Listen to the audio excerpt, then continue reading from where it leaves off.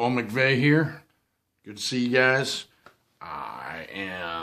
Today is turkey tune-up day. So, basically, this is when I grab calls that I've been working on and tune them up. And it takes a long time for tuning up some of these calls. And one of the calls I was working on earlier videos is this purple one. And, I got a whole bunch of steps on video. And today I was tuning it up. And now the soundboards are a lot narrower than they were before. You can tell there. So, that's one of the ones I'm tuning right now. And let's see, I also have a long box. Let me grab it. Oh.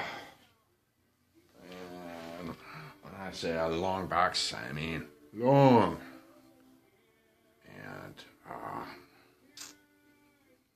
but I need to tune it up.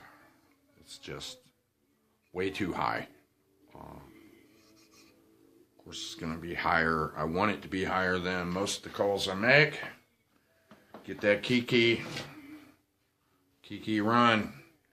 And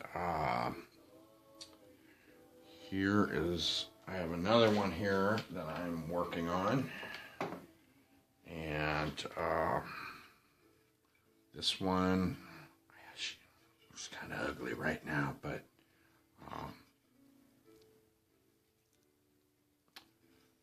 I have been using a very small gouge and working on this part right here so that my paddle can fit in there nice and round, so the bevel of my paddle can fit in there nice. And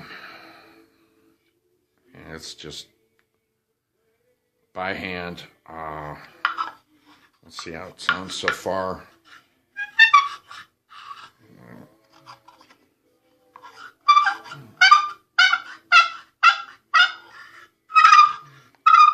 Ooh. Let's see.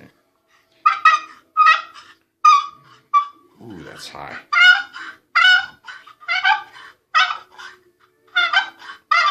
So, it's going to need more work done to it. And,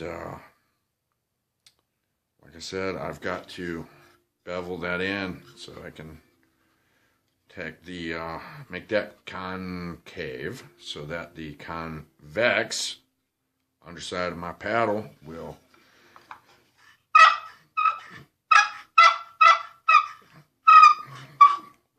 high on that side, so I'm going to tune it, but I want to get that bevel in there so that it will accept that paddle, like I said. And right now, I am limited on what tools I have, so I got to make do. So this little thing right here is what I have been doing. I will show you a couple little pieces removed just to show you how I do it. And, I try and keep these quick because I don't know if anybody's going to want to sit around and watch me do this for a real long time. But if I can keep from knocking my camera down, I'm going to position it. And hopefully you guys can see that.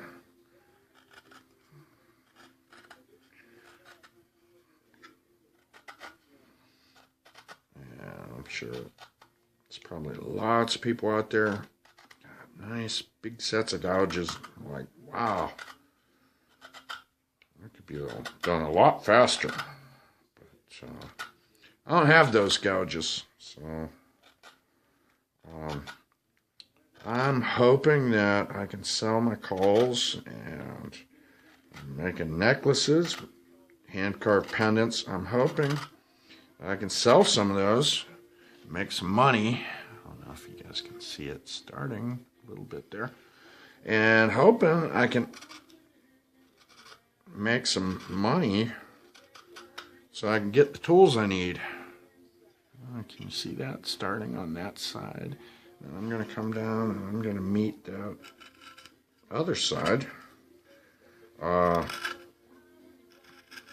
I said, if I get some money, if I can sell some stuff that I make, then I'm going to get better tools and more of them.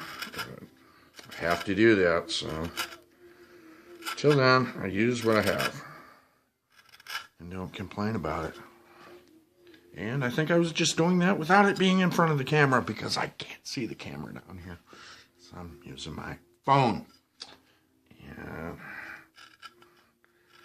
anyway, so I'll keep doing this. I keep doing this and get it rounded down.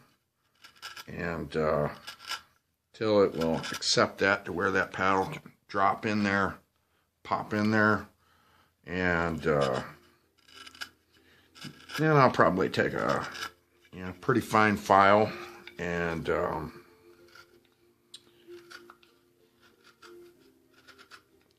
smooth that out. But, wait, sorry guys, I'm trying to show you.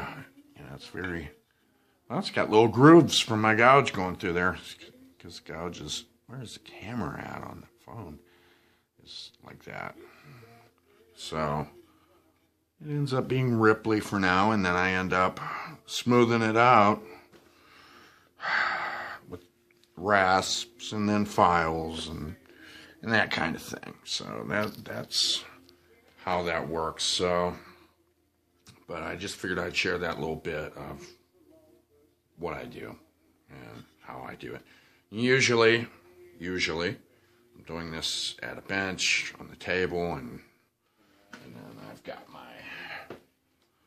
honing block right here. That's a piece of poplar, and I put a lot of buffing compound into it. White, very fine compound, and I every so often run it across there, hone up that edge, and keep going at it because chisels and gouges, they lose their edge pretty quick sometimes, depending on the wood and how aggressive you're getting, and got to keep honing them up. And I use that instead of a strop. Just seems it works pretty good for me because using these real small gouges and things, I don't have to worry so much about rounding over the edge. It works better for me. Whereas if I were using a strop on such a fine little chisel or gouge, it'd be easy for me to round it over, and I don't want that. So I found out it works for me. So, so there you have it. Thanks for watching this video, and if you want to see, I got a lot of other videos, me working, me being silly, and I've got things on eBay. I got mostly turkey calls right now. I think I have a necklace on there, and just I'm constantly making things and putting them on eBay under Paul McVay, McVay, and that's what it is. So I'll keep making chips and sawdust, and I'll come back. I'll show you guys this one in particular. It's kind of, I don't know, I was thinking about boats and nautical stuff, I think, when I started coming up with the design. But this chamber is pretty cool because the way I've designed it,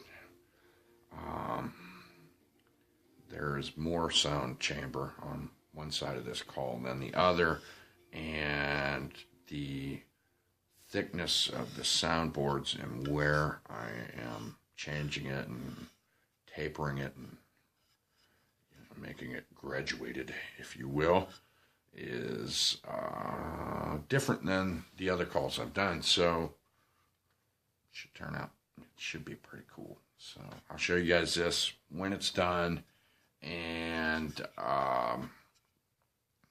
then we'll hear how it sounds too. All right. So thanks for tuning in. Subscribe, thumbs up, comment. Let me know what's on your minds. The camera's on that side. Yes. There. Now I'm looking at you. Anyways, thanks for watching my video. Take care of yourselves, and I'll see you later. Bye.